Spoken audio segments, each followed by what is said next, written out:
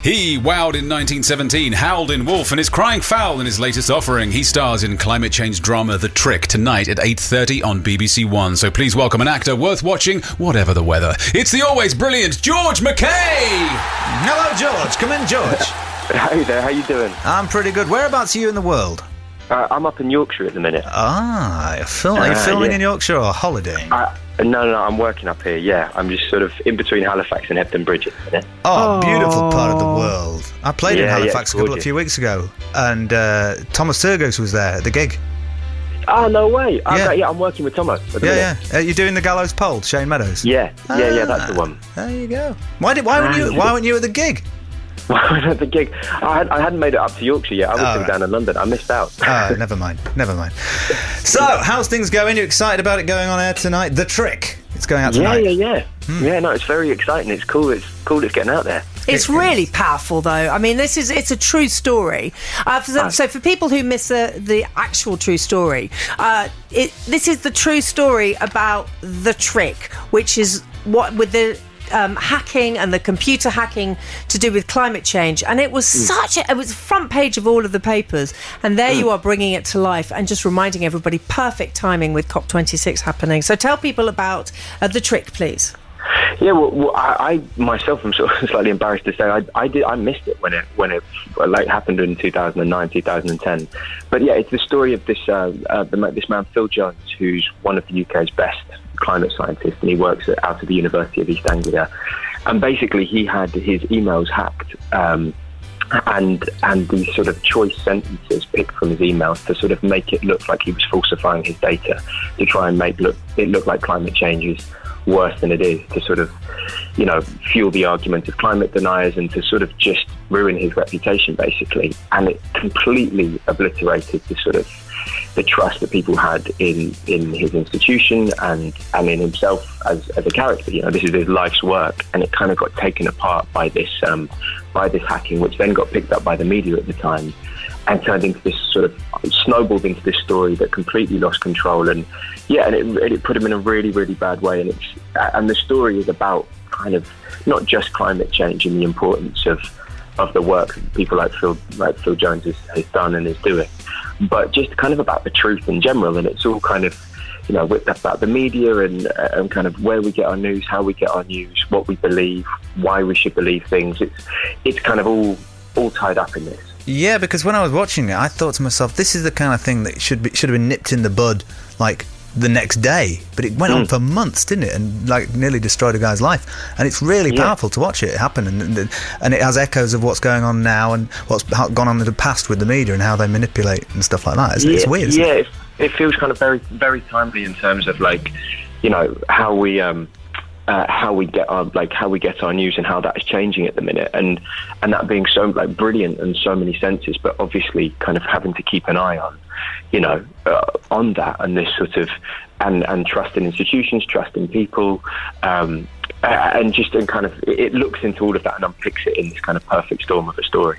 But also seeing the personal side of it. I mean, his breakdown, he and his wife, I mean, they're incredible in it. Both of them are extraordinary performers, they really are. But just watching him break down is heartbreaking, absolutely heartbreaking. And also in terms of Jason's performance as well, I think I was talking with Pip, the director, when I went in to do some voice recording in the post-production, and it's kind of it's not the sort of way in which you often see it sort of portrayed, people struggling in that sense. It's such a kind of intimate portrayal of what he went through and how it sort of how it manifested itself in him. And I just think it's brilliant and heartbreaking, and it really attaches you to the kind of the personal side. When these stories get banded around, there's often there's a person at the middle of them and a person with a family, and you really see that through the performances in this, I think. And that's where you and Jerome Flynn step in as this fantastic double act. And what I got from it was, I was kind of disappointed it was a true story, because I would like to see more of these two guys coaching people of how to, in PR, because you're like these two PR guys who help him get his story across in an effective way. And I just think this would make a great future TV show about how you can coach people that way. And I wish I had that in my daily life, because I mess things up terribly. But I loved your on-screen chemistry. It was brilliant. I loved it. Oh, cheers. Well, I mean, maybe you could have a word with Pip, the director, and see if we could get Jerome and I a spin-off or something like that. Yeah. No, it was wonderful working with Jerome, and Sam and Neil, the characters in it. They are kind of a unlikely duo. But what I love about them and their job is even there's a slight kind of imperfection to even that, is that they come from a world of PR, and it's a kind of about changing the direction of a story, and just the fact that this time they're doing it for the most positive reasons. And it was lovely to kind of, I thought it was quite eye-opening, to be honest, about sort of seeing the way in which a truth can be told in so many different ways. And kind of, it makes you go, wow, what is it then? And because this story is all about sort of this one happening, and the way it has been interpreted in so many kind of polarizing ways. Oh, it's a very powerful piece. It's on tonight. It's Jason Watkins, Victoria Hamilton, you, Jerome Flynn, Adrian Edmondson. I mean, what a cast! It's very powerful, and the ending is just makes you bolt upright and just think, what a difference it would have made. Because it's a true story. We're not giving anything away, but it's absolutely brilliant. I'm really sorry, but if you were listening to the show earlier, you would have heard the conversation that I'm going to ask you about this. We apologise now, but this morning we all went. There are two things that we want to talk to you about, obviously. 1917. Now, if you really hate the fact that everybody keeps talking about it, we won't do it. No. But if you're all right about us talking about it, we have to go there. Yeah, because I saw you at an Amnesty thing and really wanted to say how much I like 1917, but I thought you must be fed up with people saying that to you, so I kind of ended up saying nothing to you. No, it always means a great deal. So no, thank you.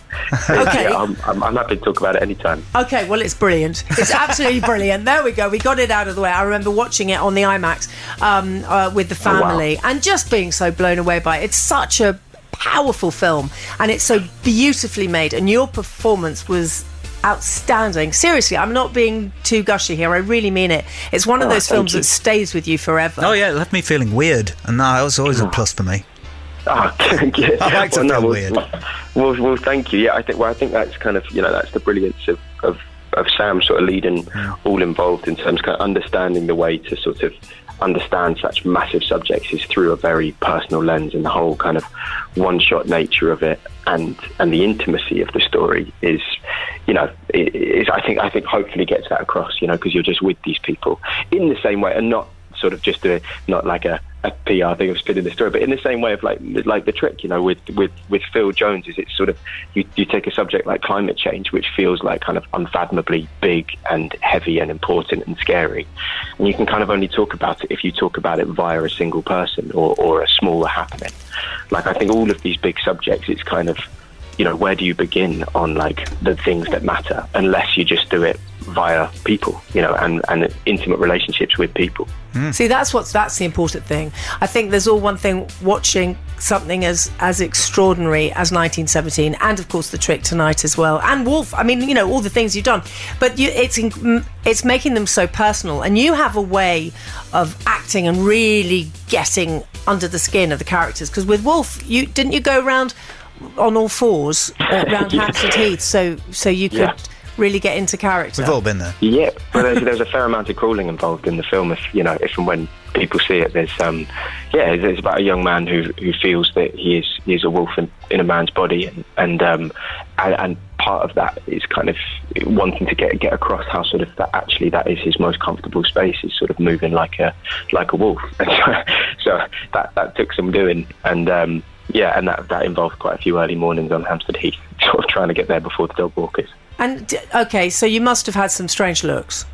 I did, and I would sort of kind of be in my wolfing zone, and then all of a sudden you look to your right and there'd be someone with a dog, and I'd try and make it look like I was doing yoga or stretching or something, but I think I was rumbled. Yeah, possibly. Just a couple of times. You go to those private spots, but then you kind of think, like, this is all just gonna, I don't know, kind of crawling through the grass. There's no getting away from this. This is what it is. Yeah, there's an actor, a very well-known actor, who people are saying is going to be the next James Bond, behaving like a wolf on Hampstead Heath. It's quite a regular occurrence here, of course. Is he? Are you going to be the next James Bond? First I heard of it, but okay. I mean, who knows? Are you going to be the next Doctor Who? All of these, I mean, why not? Why not? England manager? All of these, yeah, I'll take that. I'll take that. No, I think actually I'll leave Gareth. He's doing a great job. He is, isn't he? You'd want to do Chelsea, though. Aren't you a Chelsea fan? Yes, I am. But again, I think all these people can do these jobs better than I can, so I'll happily be a punter for that long. No, I think you'd make a very good James Bond. And Ricky Wilson's going to be Doctor Who. Listen, congratulations on the trick. It's tonight, BBC One, 9 o'clock. Congratulations. Brilliant stuff. No, thanks so much. Lovely to talk to you. Have a good day. Thanks, George. Take care. Thanks for making it.